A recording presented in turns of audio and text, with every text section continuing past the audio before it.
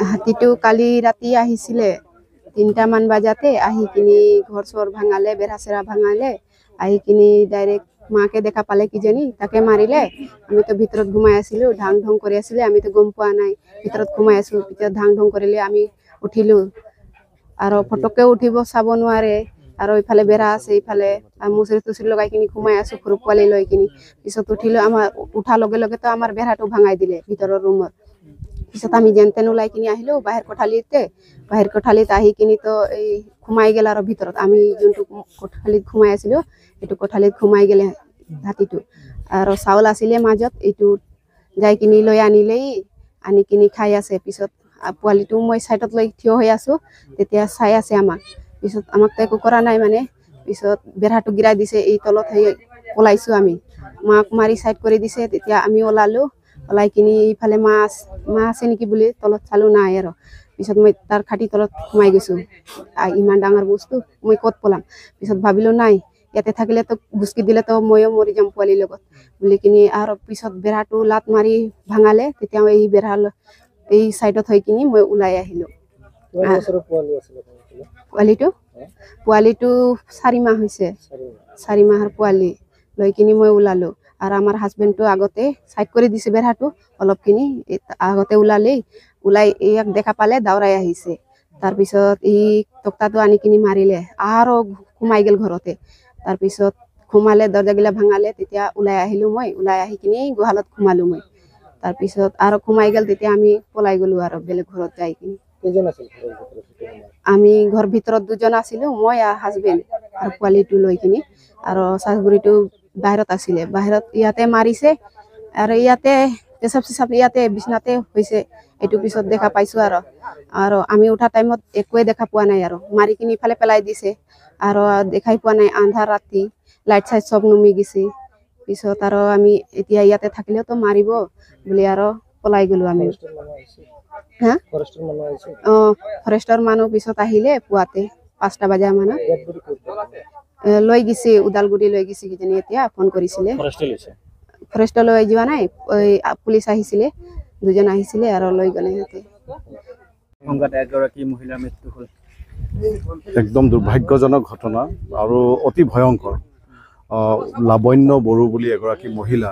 তেখেতৰ মৃত্যু হৈছে আৰু হাতীয়ে গছকি তেখেতক মাৰি পেলাইছে আৰু মৃত্যু এনেকুৱা ভয়ংকৰ মৃত্যু তেওঁৰ এতিয়া প্ৰত্যক্ষদৰ্শীয়ে কোৱা মতে লিভাৰ ওলাই গৈছে আকৌ একদম পুৰা এনেকুৱা ধৰণৰ গছকিছে যে মাথাও ভাঙি দিছে আৰু তাৰ পৰিয়ালটোৱে সৰু শিশু এটা আৰু হাজবেণ্ড ৱাইফ আছিলে তেওঁলোকে কোনো মতে তেওঁলোকৰ মানে সেই লাবণ্য বড়োৰ পুতেক আৰু বোৱাৰীয়ে কোনো মতে 4মহীয়া শিশু এটা আছে কোনো মতে তেওঁলোকে বাছি ওলাইছে হাতীৰ মাজেদি আৰু এই এটা হাতী যোৱা কিছুদিন ধৰি ইতিমধ্যে ঘূৰি আছে এই অঞ্চলত প্ৰায় 20-25 কিলোমিটাৰ ৰেডিয়াছত ঘূৰি আছে কাৰণ মই কিছুদিন আগতে আমি পৰিদৰ্শন কৰিছোঁ সুদেমফুৰি বুলি গাঁও আছে অৰুণাচল আৰু মানে অসম ভূটান সীমান্তৰ যিখিনি আমাৰ সুদেমফুৰি বুলি গাঁও আছে সেই গাঁৱতো কেইবা ঘৰ তেওঁলোকে নষ্ট কৰিছে বাথৌ মন্দিৰ নষ্ট কৰিছে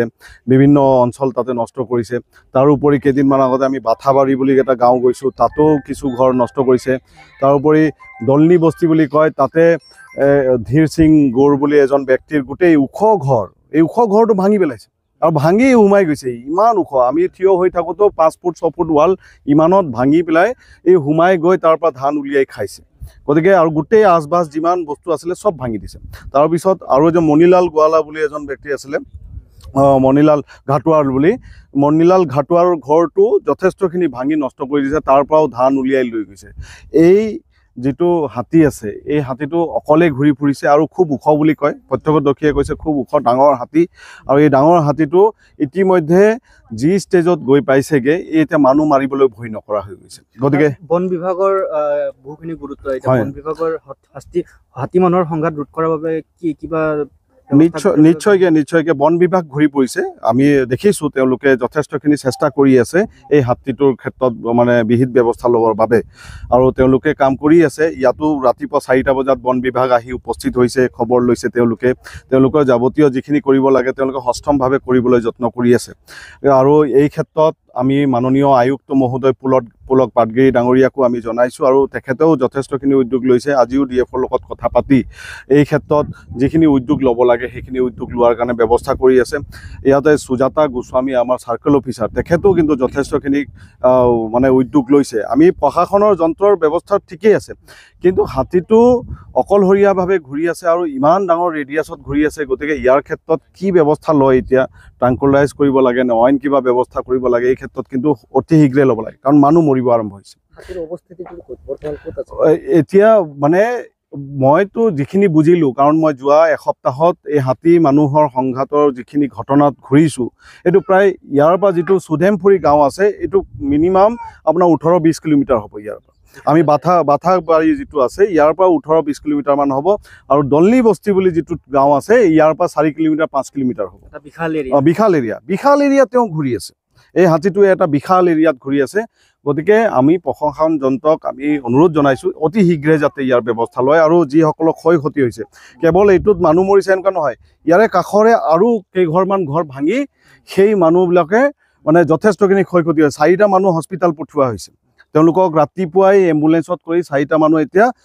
বিভিন্ন ঠাইত চিকিৎসালয়, তেজপুৰ চিকিৎসা মহাবিদ্যালয়ত, গুৱাহাটীলৈকে পঠোৱাৰ কথা কিছু আলোচনা হৈছিলে। গতিকে এইবিলাক ইতিমধ্যে ৰাতিপুৱাই তেওঁলোকক চিকিৎসাৰ বাবে পঠিয়াই দিয়া গৈছে। গতিকে আমি গোটেই পৰিয়ালৰ 4জন ব্যক্তি তাতে গৈছে। ইয়াতে এজন মানুহৰ মৃত্যু হৈছে, কেইবাটাও ঘৰ ধ্বংস হৈছে, আৰু বনাঞ্চল বুলি নহয়, এই যিবিলাক গাঁও অঞ্চল, এইবিলাক পাহাৰ সীমাৱৰ্তী যিবিলাক গাঁও আছে, এই গাঁওবিলাকত এতিয়া মানুহৰ সন্ত্ৰাসৰ ভাৱ হৈছে। হয়, আজি যোৱা ৰাতি আমাৰ 2 নং বগুৰবাৰী গাঁৱৰ আমাৰ ৱাইল্ড এলিফেণ্ট আহি পালে যিটো মানে ঘটনা কৰি থৈ গ'ল, এইটো সঁচাকৈ মানে দুখ লাগিবলগীয়া ঘটনা কৰি থৈ গ'ল। যিয়ে নহওক, আমাৰ যি টাইমত তেখেতসকলে আমাক খবৰ দিলে, আমি অলৰেডি অকণমান দেৰি হ'ল যাই পাওঁতে, আধা ঘণ্টামান মানে ইফাল হৈ গ'ল। আমাক খবৰ দিলে তেখেতসকলে 3টাৰ পিছতে খবৰ দিলে। সেই হিচাপেও তথাপিও আমি গৈছিলোঁ জেগাত, কিন্তু আনফৰ্চুনেটলি মানে ঘটনাটো আমি যোৱাৰ আগতে হাতীয়ে এই যিজন মহিলাক লাভান্য বড়ো তেখেতক মাৰি থৈ গৈছিলে, আৰু তাৰ ওচৰৰে 4জন এটা ফেমিলিকো আৰু ঘৰ চৰ ভাঙি পেলাই মানে বেয়াকৈ ইনজিঅৰ কৰি থৈ গ'ল। যিবিলাক আমি যাই ফালে গাড়ী চাড়ী ঠিক কৰি মেডিকেললৈ তেখেতসকলক মানে ৰেফাৰ কৰা হ'ল, আৰু যিটো মানে ডেড বডি আমাৰ মৃত্যু লাভান্য বড়ো, তেখেতকো মানে লালপানী আউটপোষ্টৰ সহায়ত আমি পষ্টমৰ্টেমৰ কাৰণে ওদালগুৰিত পঠাই দিছোঁ।